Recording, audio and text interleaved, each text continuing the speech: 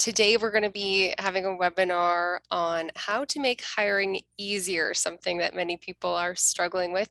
We're going to be learning about leveraging your employer brand to improve hiring success for the building materials organization. So my name is Amber Gomez, and I'm the Marketing Communications Manager here at the Western Retail Lumber Association, and I will be your host today. And before I let it off to our speaker, I want to talk about some housekeeping rules here. So all of everyone should be muted, and you should be able to hear us, me and the speaker. If you want to ask questions today, if you could use the chat or Q&A function, you'll see it at the bottom of your screen.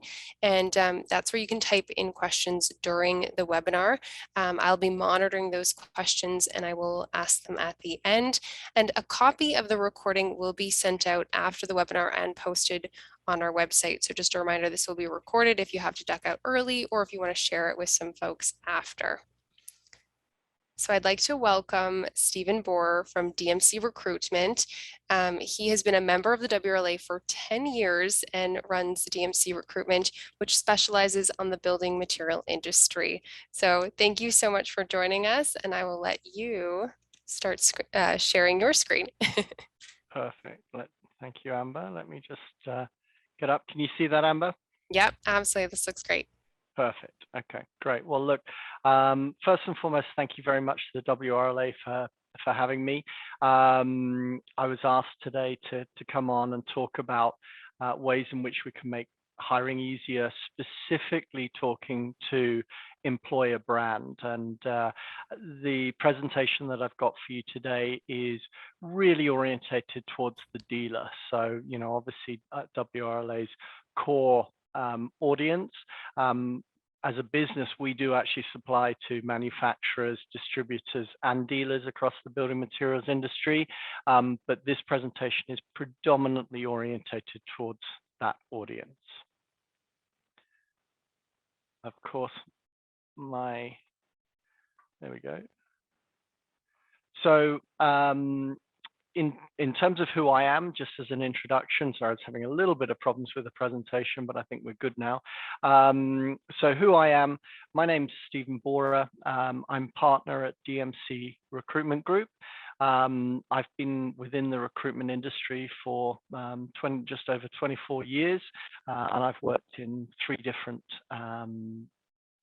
continents. I've worked in Australia, obviously I'm European from the UK myself, and then for the last 10 years I've been working in Canada, specifically focused on the building materials industry. So personally, I've placed over 100 people into building materials. I think that data is probably a little bit old now. We've had a crazy busy year and we continue to do so. I suspect I'm near a 125 right now, and certainly the team that I oversee, we must be near 750 placements within the industry. So yeah, we are responsible for a lot of people within the industry getting jobs, and that is within manufacturers, distributors, and dealers right across Canada, and now increasingly into the US as well. So the objective today, as I mentioned at the beginning, is to provide dealers with an understanding of what is the employer brand, and how can we use that employer brand to implement a plan into our businesses on both a local and on a global scale to help us with our hiring efforts. So initially, I guess pulling that apart, how are we going to do it? Initially, we're going to define what is employer brand. We're going to talk about why is that so important for dealers. We're going to talk about how to convey employer brand on a store level, on a broader community level, and then on a global scale. I'm going to give you 4 tangible takeaways I personally love a takeaway from a webinar. So yeah, I'll give you 4 tangible takeaways that you can literally start implementing today. And then finally, opportunity for questions. So I'm not quite on top of this question and answer. I think I maybe have the right thing open, but I'm sure Amber will help us as we get to that point. But apologies, I can't answer questions as we go along, but we'll save those to the end. So what is employer branding? The first and foremost thing to think about is it's almost reputation. It refers to how potential employees view your brand. It talks about why they would want to work for you. So what's their perception of your brand as an employer? And it's really important to understand that this is separate from your consumer brand. So people get mixed up all the time on this. It is kind of a marketing discipline, this, but I always try and think of it as the merger between where HR and marketing meet. So it's really about the employee and the perception that they have of your brand, whether they be existing employees, past employees, or, and really what we're most interested in, potential employees that you'd want to be hiring. So employer brand is the messaging that's going out from your organization, and really what you're looking for is a real clear message about who we are as a brand and what we stand for. And so this presentation will go into some of these points in more detail, but some of the key elements of what employer brand is the company culture, the values and the mission of the organization, the environment that you're providing, and obviously the compensation program that you're offering. So what I'd like to do first of all, let's see if we can make this work with the notes that you can put on the screen. I'm just going to adjust my screen so I can see them. But if you can tell me what is it that people like about working for your current organization? So I don't know if a few people can put that into notes, and I might just quickly stop my sharing so I can see some of those notes. But if you can maybe drop into your chat zone, if that's the thing. There we go. Thank you. I've got some people contributing there. So people like flexibility, family business, the profit share and bonus. Again, flexibility.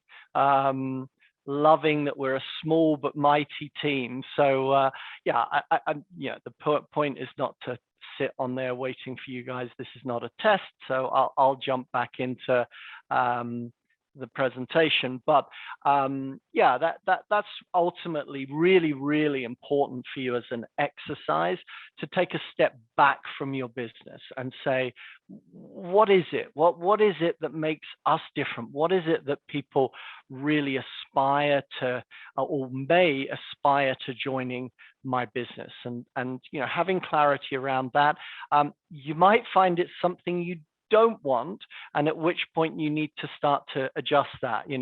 Oh, the fact that we can finish early every day because no one does any timekeeping probably isn't the employer brand that you're looking for. But some of that stuff that you guys have answered on that check, the flexibility, the small but mighty team, that's awesome. That's exactly the types of messages that you want to work on, and be able to articulate to the market. So we've got our octopus, as my marketing coordinator Gillian and I named it. So this is really all of the different parts, parts that build up the employer brand. So we've tried to kind of group them and put them, there'll be many more, but this is a starting point for you to start to think about what goes towards defining your employer brand.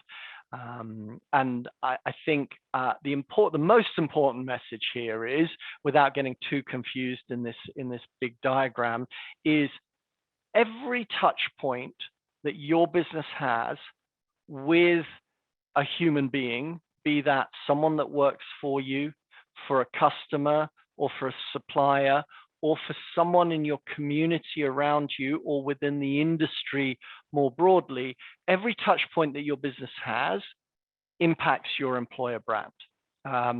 So you can then look at that in a little bit more detail, and you can say, okay, so within our organization, what is the culture? And I'm a big believer that culture is defined by leadership.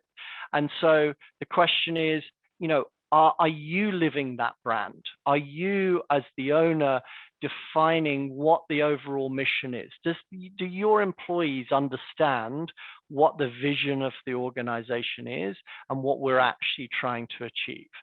Do you have values that are clearly explained across the organization or communicated across the organization?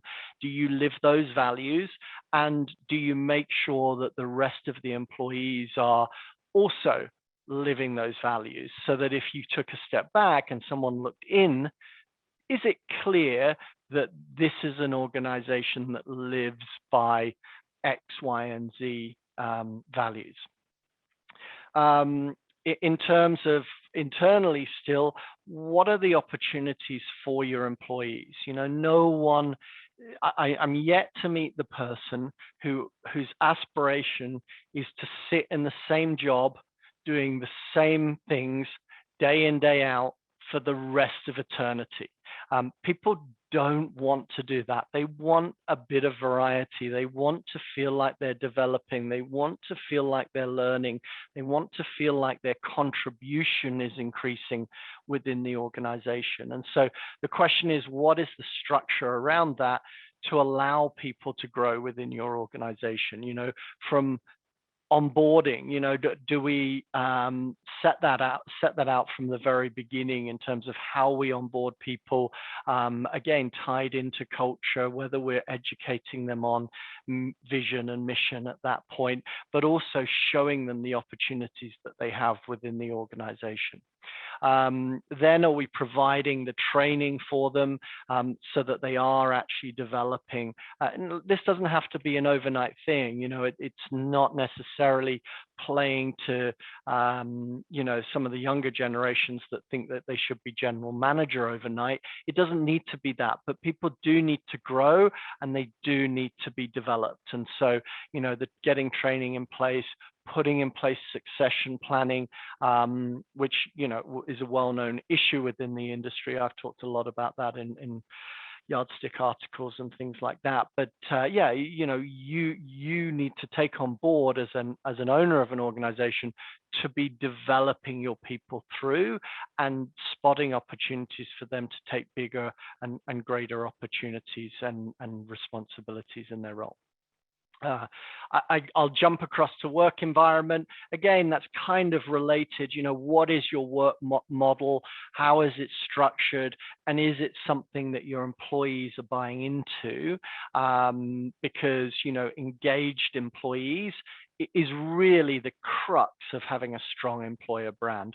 Hours are obviously something that play a part of that as well. And then finally, to round off the internal side, getting your compensation plan aligned is hugely important. And compensation, I'm no expert. I work on it all day long, as you can probably imagine in the recruitment game. But at the same time, I don't build compensation programs. But the art to it is having a compensation program that actually motivates and incentivizes your employees to kind of do what you want. Are they providing outstanding customer service? Are they negotiating the best deal they can possibly do with this supplier? Are they, going that extra mile to try and find a new account that you might be able to sell to on the outside sales job? Depending on their job, but the compensation needs to be carefully thought out, and it needs to be a good balance between salary, benefits, vacation, and then commission or bonus or incentive, or however you want to incentivize your people. Getting that comp plan is a big part of getting your employer brand correct. And then finally, your interaction with the external touch points of your business. What is the customer service that's happening? What is the experience of your customers at the front end? Because they'll certainly talk to other people. And the old saying of one bad review or one person that's unhappy tells 9 people, one person that's happy tells 1. And so you kind of at that always up against that. But, this one affects your brand as well as your employer brand, but maintaining that positive customer engagement is hugely important. Equally, from the employee's perspective, specifically old employees or exiting employees, running exit interviews is very, very important, so that you try to leave on as good a note as you possibly can, because that person, again, is going out into your community, and it's really important that they are talking in positive ways about your brand and your employer brand as positive as you can possibly make it.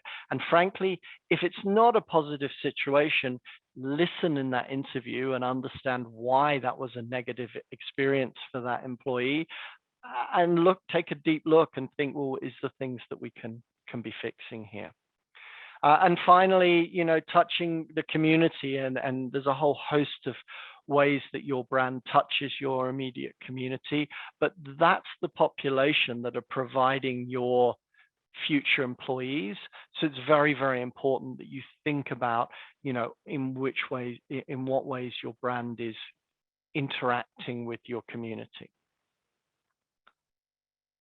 So why does employer brand benefit your business? Hopefully these are relatively self-explanatory.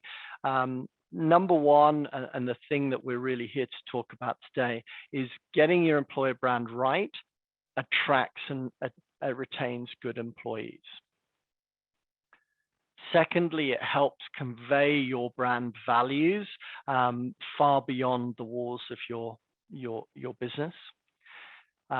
It helps your brand's kind of attitude, or people's attitude towards your brand. So this is where it does start overlapping with your marketing efforts. And again, then the employees, or the word of mouth that happens through strong employer branding, also starts to help brand awareness, both on a marketing brand and an employer brand perspective. And then key, I guess, in terms of certainly attraction and retention of good employees, is differentiating your business. If you become known as a great employer, well, first of all, it's easier to find people. But secondly, you're less likely to lose someone. Someone's going to think twice if they're leaving your organization that's got the great reputation for being a fantastic employer, to go across the road to your competitor that maybe hasn't invested into that. They're not known as a great employer. There's certainly some consideration there, and it will help you with retention longer term. And I guess that then nicely moves on to lowering your turnover.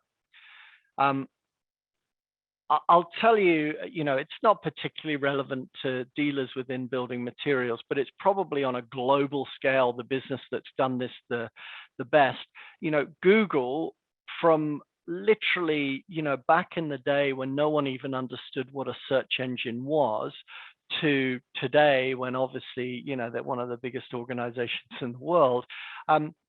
Google always got employer brand right. And, you know, I use that example with care because I do understand that you're not all going to be giving bean bags out for employees to sit down and having all these kind of funky benefits and things that Google have done. Yes, you know, that's kind of their world and that high tech world, and they needed to do that. But the point really is that they invested heavily into employer brand from day one. They were always a business that was perceived to hire the best people, to look after those people super well.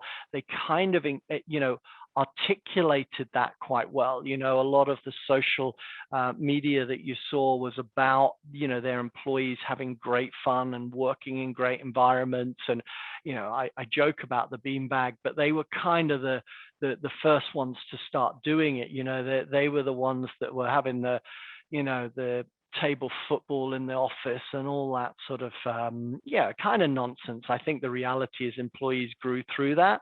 But at the beginning, the point was they were there to really look after their employees. And that has helped them immensely in this massive expansion that they've had in terms of hiring people in and retaining top talent, which, you know, in their market, if we think building materials is competitive, try that high-end technology space. That is a super, super competitive space. And they're an example where they've used employer brand to really differentiate themselves. So how do we build our employer brand? So we're going to look at it at 3 different levels, at store level, community level, and then global level. So first of all, at store level, what are the things that we can do to improve our employer brand? My belief, this one at the top, this is really where it stems from, getting vision and leadership right. You know, that is something that I'm sure is already an important part of your business. But, you know, in terms of leadership, setting that vision and setting that agenda for what is the culture that we want within this organization. Are we all kicking at the same goals? Or sorry, that's me being English and using soccer as a term. Yeah, are we all hitting the puck at the same goal? But, you know, ultimately the important thing here is just bringing the business in behind you and bringing the employees in behind you. And then everything else kind of filters beyond that. You know, are we then bringing people on, hiring them and onboarding them, and then the ongoing training, all aligned to our vision and what we're trying to achieve as an organization? And then is that then helping define our working environment? Are people wanting to come to work? Are people truly engaged in what they're doing? And are they engaged in the overall direction, vision of the organization? Hugely, hugely important. On the back of that, happy employees will then make things like referral programs possible. You know, that's about the cheapest way you can hire an employee, but no one's going to refer your business if they're not happy in the first place. So it's really important to get that environment and that engaged employee. And once you've done that, you can then start to work beyond that and start to bring in other employees. And the good thing is, if they bring in their friends, you know, good people recommend good people. And so you tend to then, you know, build on success within your organization. And, you know, that, I guess, in turn, builds customer service and customer experience, because happy employees are providing good customer service. It kind of comes hand in hand and is very natural. And then from there, happy customers, happy employees will ultimately build your general business reputation. So again, this is all, that's kind of a cycle, and it really starts with the leadership. Then at the next level up, community level, this is your, you know, your local community that you're engaging with. And again, you just take a step back and you think about how does our business touch our community? in terms of the job advertisements that we're putting out, have we got some consistency in that? Is there a message that we're conveying that effectively talks about who we are, what we are? Is our vision included in that? Is our culture articulated effectively and consistently in every one of the job ads that we're putting out? We want the local community to view us in a certain way, and we want that to be consistent. Then you look at, well, what are all the other ways that we interact with the community, whether it's charities that we align ourselves with and charity events that we get involved with, or community events that we're actively involved with. We've got to get out of our shell. We can't just expect people to come to us. We do need to start to reach out to the community and get involved. And then, your marketing strategy will then come into play here, and you look at the public relations, the PR strategy that you have in terms of, your marketing to customers, and obviously everyone understands your number one priority is to sell more product. But let me suggest you don't underestimate the happiness of your employees, and your employer brand will actually strengthen your ability to drive sales.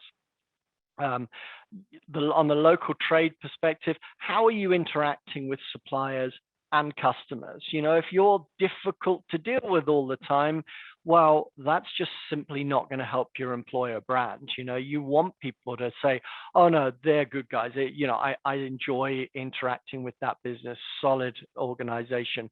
Because remember, employees will reference you when they're looking to join your company as much as you reference an employee when they're coming to join your company. So, having that reputation as a good employer is huge. And through, proactively joining networking events and the local chambers and whatever other networking opportunities they are, the WRLA will run their local golf events and things like that. Just being involved and being part of the industry community and the local community, these things are important in terms of setting yourself up for success from your employer brand. And then, on the social media side of things, I think we'll talk about that a little bit more on the global side of things, but starting to get control of what message you're sending out and having an overarching strategy to social media in terms of what is the employer brand that we are trying to purvey, and how do we do that genuinely and honestly, because social media will punish you if you're just doing it very corporately and coldly. It has to involve human beings, and it has to be very honest and very transparent. And then at the global level, I appreciate people listening to this are probably not looking for global domination, or certainly not before the end of the year. But, we all want our businesses to grow. We all want to be ambitious in what we're trying to achieve.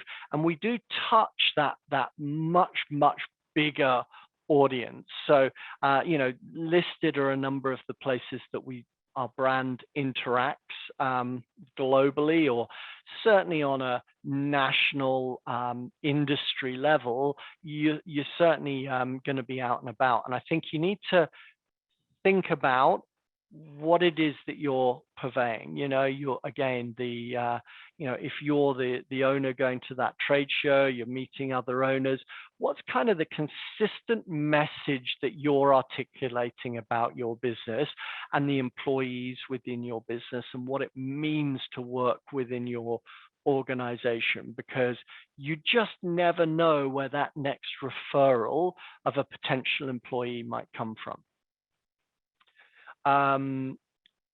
The job boards are obviously hugely important in terms of the jobs. We've kind of touched on that already. Consistency of your job adverts, and also maintaining a articulation of what your culture is and what it means to be an employee within your business. I've got a hand up. I'm going to effectively try and look at that. I might leave that to the end. So the person who put their hand up, thank you for that. I might just leave that to the end when Amber can help us jump in and get your question. So I hope that's okay. I'll carry on. So Glassdoor is one that you guys all need to be aware of. Anyone that doesn't, it's a service. It's actually owned by Indeed. It's kind of a platform on which current employees or past employees can go and write reviews on your business without using their names. So yeah, it's a dangerous place for you in terms of receiving any bad reviews. And what the advice there is to really be transparent about it, deal with it up front, try to articulate what you're doing as a business to change things if there is a bad one. But really, let's not look at the negatives here. It's a massive opportunity. If your employees are engaged enough to want to write about your business, and if ex-employees are positive enough to look back on their time within your business to write a good review, that's huge, and people do, Glassdoor is heavily used by employees looking to join an organization. And, if you've got enough good reviews, you can always point them towards it during the recruitment process. So, being aware of that Glassdoor presence and actively encouraging happy, engaged employees to use that is certainly a good tool. In terms of, I might lump some of these company blogs, so anything that your company is articulating and putting out to the greater masses, the email outreach, so it's probably more from a marketing perspective, but then social media, you've kind of got to define what your personality is as a brand.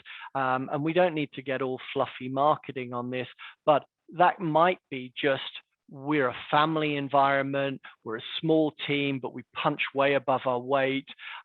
We're really engaged with each other as a team, and we're really bought into, the fact that, Mary is an active supporter of X charity, and as a team, we support her. These are the things that are great to be starting to escalate through the different social media channels and articulate. You want people to look at your business from afar and go, oh, what a great small team punching above their weight. It's funny that the messaging or the subliminal messaging of consistently putting out the same sorts of message in different ways will ultimately impact potential employees. And then really it's the same. It's about consistency of who you are, what you stand for, what your vision is, and pulling that through all of your marketing activity, all of the networking events that you go to, and really understanding that, you as the owner are the one that's kind of defining the employer brand. So if we can get to the next slide. There we go. So 4 key action points. So 4 things that you guys can do right now, today, to improve your employer brand. Sounds basic, but actually have a thought out employer brand strategy. Who are we? What do we stand for? And how are we going to communicate that throughout our business and beyond? Communicating that brand. So how are we actually communicating that brand? What are the different touch points that our employer brand has with its target audience, which is our employees, potential employees, and the community around us? And so how are we maintaining consistency of that messaging? And how are we maintaining kind of authenticity of that messaging as well. People will smell a rat if it's a big corporate message being pushed out all the time. It kind of needs to be, it can be definitely started by you guys, but it kind of needs to grow organically. But you need to think about the ways that you can feed that communication. Run an audit on your online presence. That's certainly well worth doing. Know about any reviews that are up there.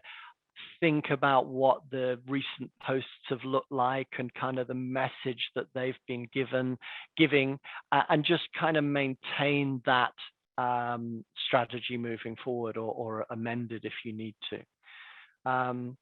And then setting targets specifically with your community. I think that's probably the most important one. That's the one where you're ultimately going to be hiring your employees from. So that immediate community around you, whether that means people who live in your town, or whether it means people who specialize in your particular area of building materials, that'll differ for every organization. But define what are the touch points with that community, and then set yourself targets of improving that business reputation. I mean, it's a very, very difficult thing to measure, but in the same breath, actually having targets and actually going through actions to improve that, it'll be a key differentiator, because really very few organizations do this particularly well. Okay, questions. I might stop share so I can see a bit more here.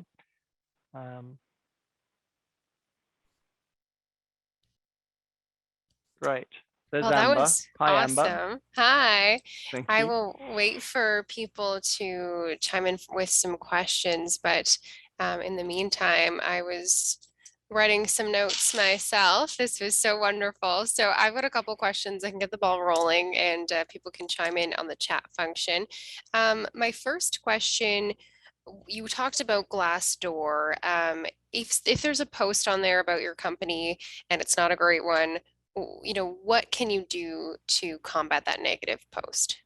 Yeah, look, it's a fair point, and it's a big concern of people's.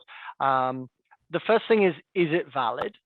So, there are steps to go through if it is a non-valid post. I mean, I don't know how it happens, but the previous organization I worked for, we had someone post that had never worked for our organization before, so had no idea. And so honestly, that's a relatively long and painful process of contacting Indeed and working through the process of getting that removed. However, if it's valid, if that person has genuinely worked for your organization previously, the best advice is to actually tackle that head on. So almost bring it to attention, deal with it on social media, say that, the business is very disappointed to hear this. These are the steps that you're putting in place to deal with that. Try and reach out to the person who has provided the review. Obviously, they're anonymous, but obviously anyone that runs a business knows exactly who will have written that post. So it's not to be to be aggressive in any way. Your best advice is to actually phone the person and say, sorry, I'm sorry that your experience of our business wasn't to the level that we were expecting, and these are the steps that we're putting in place to fix that. And that message, kind of on a bigger global scale, will be important as well. People respect companies that deal with an issue. Another question about culture and gaining employees. There's obviously been some challenges for people gaining employees right now. It seems like there's a lot of competition. What are some things that people are maybe looking for when you hear from people, you're talking about Google having beanbag chairs and all these fun things. Are there maybe easier things that businesses might be able to implement that maybe top things that people are actually looking for right now? Absolutely. And it's kind of, in building materials, it's super disappointing that people aren't going through some of these super basic steps to attract good people. It genuinely is having an owner who's open and willing to engage and be part of the hiring process, and be, you know, you're not going to get anywhere if you're that person who's, you know, forcing your employees to stay late every night and demanding, don't expect them to work as hard in your business as you should be working on your business. It's your business, not theirs.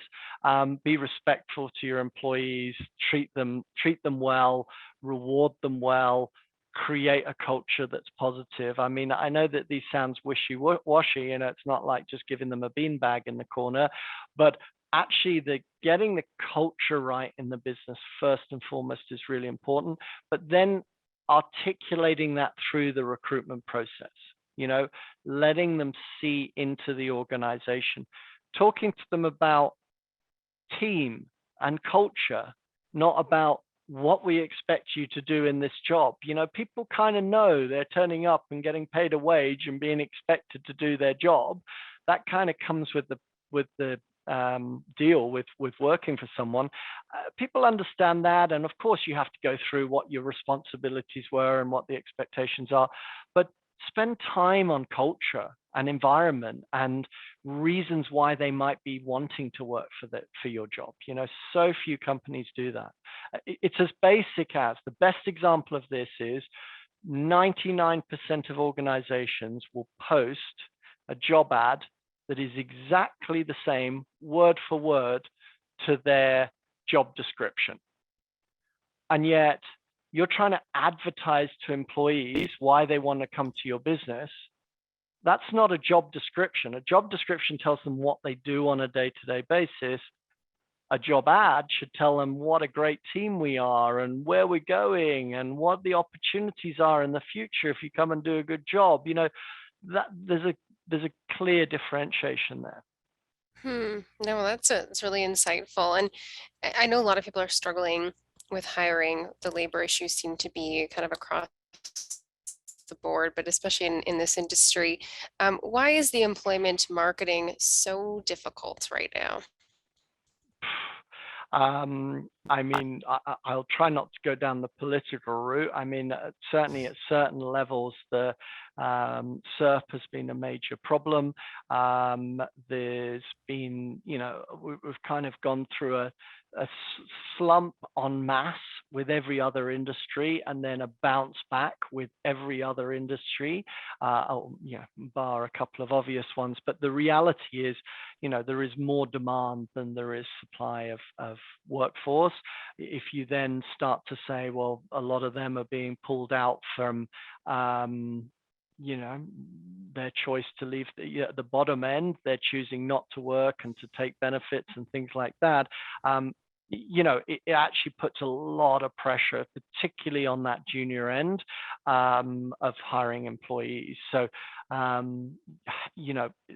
no real answer on that, other than you kind of need to look at every single part of the offer you're giving to a candidate. It's not just about money. It's not just about what they're actually doing on a day-to-day basis. There's plenty of other things that you can kind of sell your business on, but it's competitive. Every single job we work on right now, we're getting way more counter offers than we've ever had before. In fact, I've worked on more counter offers this year than I have my entire career, easily. So, every organization's trying to retain their people, so they're paying them more to stay. Every other organization is trying to pull them away, and so they're all offering them loads of money. It's a difficult recruitment market for everyone out there. Everyone understands that. My last question, it seems like when you're talking about the employer brand, it seems to start internally. How do you start to communicate that employer brand to your current employees and team? Yeah, it's an interesting, we were kind of talking about this. Probably not marching out of this webinar into the office and saying, everyone gather around, this is our employer brand, moving forward, go. Um, that's probably not going to work. It is about stepping back and actually understanding what is it that people like working here for, and how can we build on the back of that? How can we start to improve that as well, and start to communicate that to people? But as I say, it's not just a one big round table and announce it. It's about slowly implementing that plan and consistently implementing it.